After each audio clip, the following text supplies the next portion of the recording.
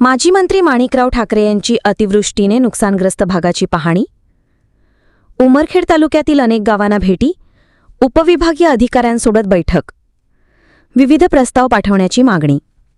मागील 5 दिवसात झालेल्या ढगफुटी सदृश्य अतिवृष्टीने पैनगंगा नदीकाठावरील गावांसह अनेक गावात पाणी घुसल्याने शेती, घरे व पिकाचे अतोनात झालेल्या नुकसानाची पाहणी करण्यासाठी काँग्रेसचे माजी गृहराज्यमंत्री माणिकराव ठाकरे यांनी स्थानिक नेत्यांसमवेत गावभेटी दिल्या।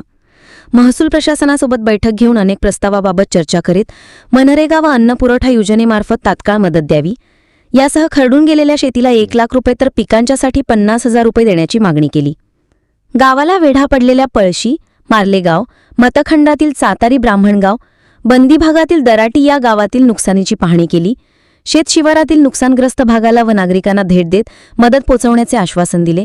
दरम्यान उपविभागीय अधिकाऱ्यांच्या दालनात बैठक घेत पूरपीडितांना तात्काळ मनरेगाद्वारे रोजगार उपलब्ध करून देण्यात यावा, अन्न पुरवठा योजनेमार्फत पूरपीडितांना तात्काळ धान्य उपलब्ध करून द्यावे, नदीकाठावरील खरडून गेलेल्या शेतकऱ्यांच्या शेतजमिनीची नुकसान भरपाई म्हणून हेक्टरी 1 लाख रुपये तात्काळ द्यावे, अतिवृष्टीमुळे झालेल्या सोयाबीन, ऊस, केळी, हळद, कडधान्य आदी पिकांची नुकसान भरपाई म्हणून तात्काळ 50,000 रुपये हेक्टरी देण्यात यावे, पुरामुळे बाधित झालेल्या ऊस पिकासाठी राज्य शासनाच्या 2002 दरम्यानच्या निर्णयानुसार भरीव मदत करण्यासाठी तात्काळ सेपरेट प्रस्ताव पाठवावा, सोयाबीन, कापूस, कडधान्य, हळद आदींच्या नुकसान भरपाईसाठीही सेपरेट प्रस्ताव पाठवावा, ऐन पावसाळ्याच्या तोंडावर इसापूर धरणातून पैनगंगा नदीपात्रात सोडल्या जात असलेले पाणी सोडण्याच्या नियमाचे पुनर्विलोकन करून जुलै महिन्यापर्यंत 30 ते 40% पाणी शिल्लक राहील असे मानक आणावे, जेणेकरून ऑगस्टमध्ये पैनगंगा नदीकाठावरील व इतर गावांमध्ये पुराची समस्या निर्माण होणार नाही।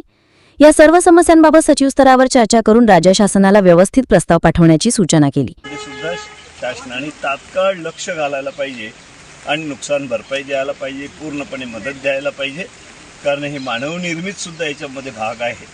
अधिकाऱ्यांचं नियोजन शून्य पद्धतीमुळे सुद्धा आहे। हो, आतापर्यंत शासनाच्या कोणकोणत्या मदती पूरग्रस्तांपर्यंत पोहोचल्या आहेत, आपण आता पाहणी करून आलात?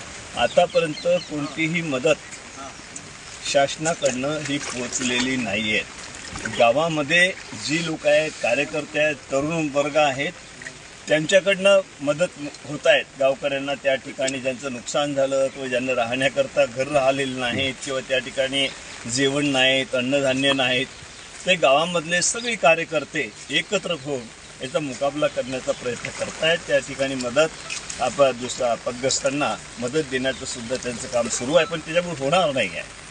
कायमस्वरूपी हा विषय सुटला पाहिजे।